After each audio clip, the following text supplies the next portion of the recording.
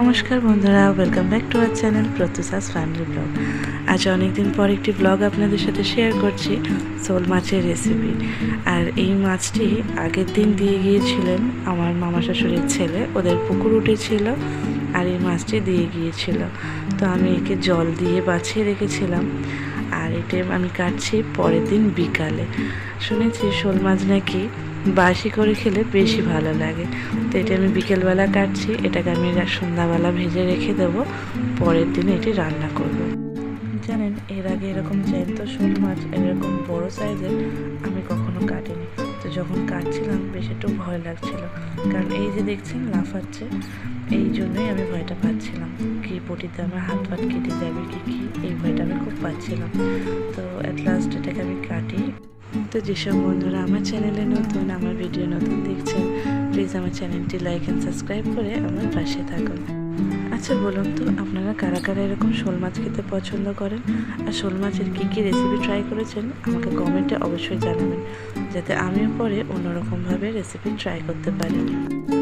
তো আমার বাড়িতে যখনই এই ধরনের পুকুরের বিলসে মাছ আসে, যেমন কই মাছ, শিঙি মাছ, এরকম শোল মাছ, লাটা মাছ আসে, তখন সেই সমস্ত মাছগুলি আমার শাশুড়ি মাই সাধারণত কেটে থাকেন। তো ওনার শরীরটা অসুস্থ থাকার কারণে উনি আর মাছ এগুলো কাটতে পারে না। তো মাছটা এখানে আমি কেটে নিচ্ছি। মাছের মাথাটা বেশ ভালোই শক্ত ছিল এবং বেশ ভালোই বড়, তাই মাছের মাথাটা আমি দুই ভাগে ভাগ করে কেটে নিয়েছি। আর বাকি যেগুলো ছিল সেগুলো আমি গোল গোল করে পিস করে নিয়েছিলাম। তো মাছ প্রায় কাটা হয়েই গিয়েছে, এগুলোকে বাস পিস পিস করলে হয়ে যাবে। তো মাছটা ভালোভাবে কাটা হয়ে গেলে ধুয়ে নুন হলুদ মাখিয়ে আমি ভেজে রেখে দেবো। মাছটা আজকে আর রান্না হবে না। আর মাছের পিসগুলো বেশ ভালোই বড় বড় হয়েছে, দেখলে বুঝতেই পারবেন। মাছটা আমি রান্না করব পরের দিন। তো পরের দিনের রান্নার যে রেসিপিটি আমি করছি সেটা চলুন দেখে নিন। তো আগের দিনের মাছটি আরও একবার তেলে ভেজে নিলাম এবং ওই তেলে দিয়ে দিচ্ছি পেঁয়াজ কুচি এবং কাঁচা লঙ্কা। তো এটা একটু ভাজা ভাজা হয়ে গেলে এখানে দিয়ে দেবো আদা রসুন বাটা।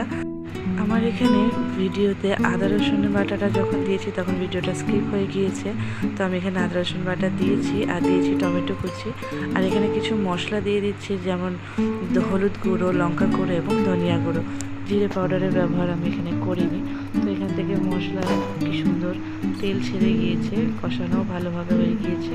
তো দিয়ে দিচ্ছি পরিমাণ মতন জল। আমি যতটা গ্রেভি করতে চাই সেই পরিমাণ মতনই এখানে জল দিয়েছি আমি। তো আমাদের রান্না প্রায় শেষের দিকে, এখানে ঝোলটা ফুটে উঠেছে। ভেজে রাখা মাছগুলিকে একে একে দিয়ে দিচ্ছি এবং দেওয়ার পরে এটাকে একটু ভালোভাবে একটু উল্টে পাল্টে দেবো। দেওয়ার পরে আর একটু ঝোলটা কমে গেলে এটাকে নামিয়ে নেব। নিলে ব্যাস আমাদের রেসিপি একদম কমপ্লিট।